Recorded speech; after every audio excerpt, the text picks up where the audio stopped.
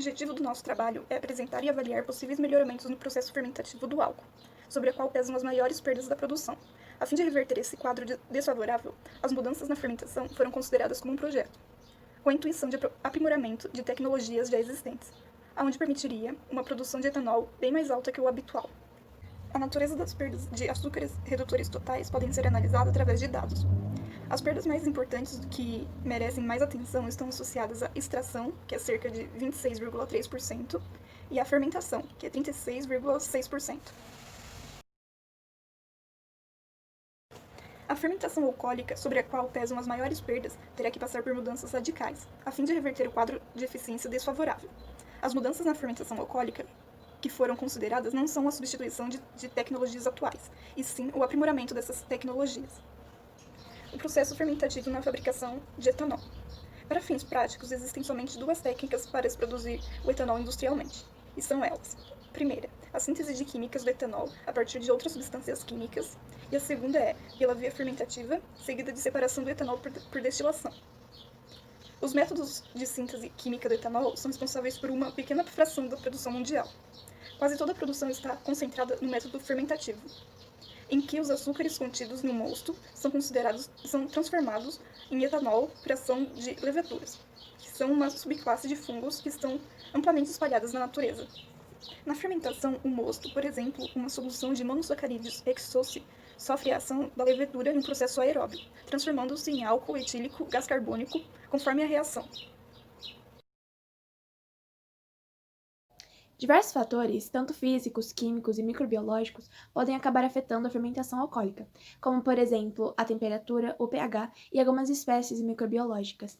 A levedura também pode ser exposta a vários fatores estressantes, como o aumento da temperatura, a mudança de pH e a contaminação bacteriana. As leveduras são micro-organismos muito importantes na produção do álcool na fermentação, e poucas espécies são utilizadas, por conta que ela tem que ter alguns requisitos, como a velocidade de fermentação, a resistência ao álcool, a eficiência da conversão e entre outros fatores. E a espécie mais utilizada atualmente no processo é a Saccharomyces cerevisiae.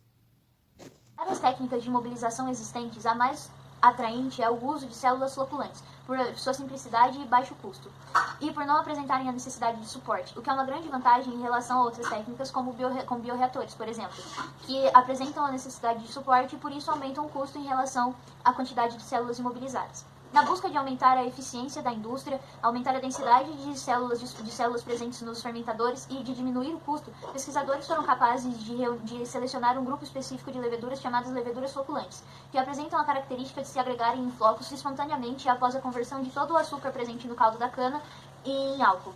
E após a floculação, elas se acumulam no fundo do fermentador, podendo assim extrair o álcool sem a necessidade de centrifugação. A alta produtividade e a estabilidade são fatores que são levados em conta quando trabalhamos com o bioreator de leite fluidizado.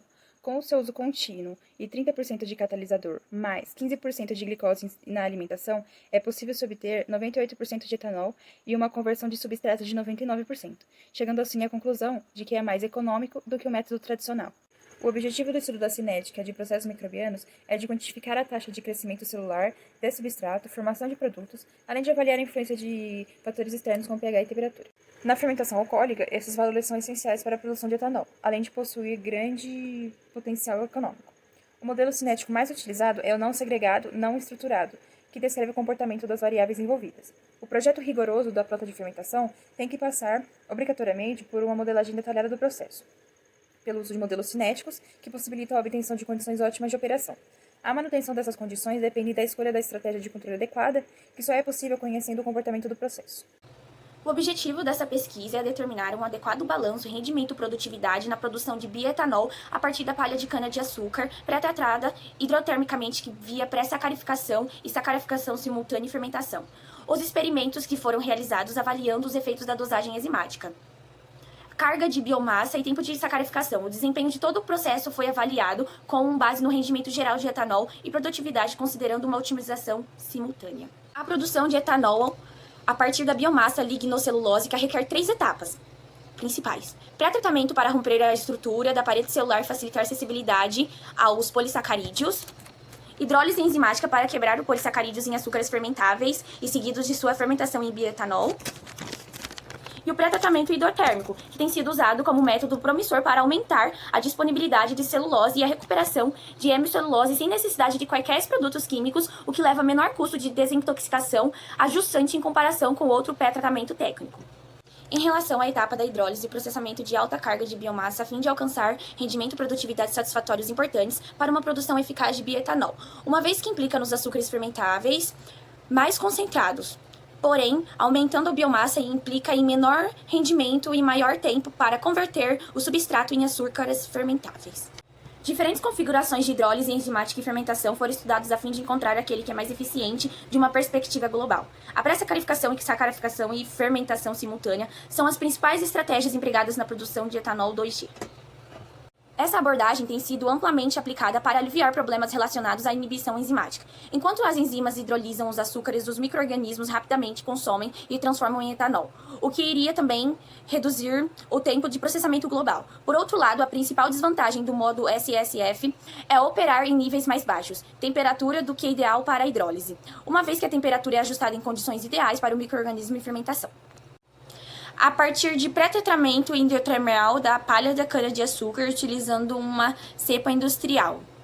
Adicionalmente, a aplicação de uma função de desejabilidade é uma proposta para otimizar múltiplas respostas para o processo PSSSF. É essencial uma avaliação técnico-econômica dos estudos otimizados, uma vez que fornece índices sobre a viabilidade de novas tecnologias e melhorias de processo. Se verificou esse processo com a inclusão de 24 horas de pré-sacarificação, com efeito positivo no rendimento de etanol, de palha e de cana-de-açúcar pré-tratada, com ácido diluído comparado com SSF sem pré-sacarificação. O PSSF, com 12 horas de pré-hidrólise, forneceu um melhor etanol volumétrico geral. Produtividade no bagaço da cana, quando comparado ao SHF e SSF. Porém, a adição de Outras possibilidades de melhoria no processo são os hidrociclones, os bioreatores empregados e os bioreatores com imobilização.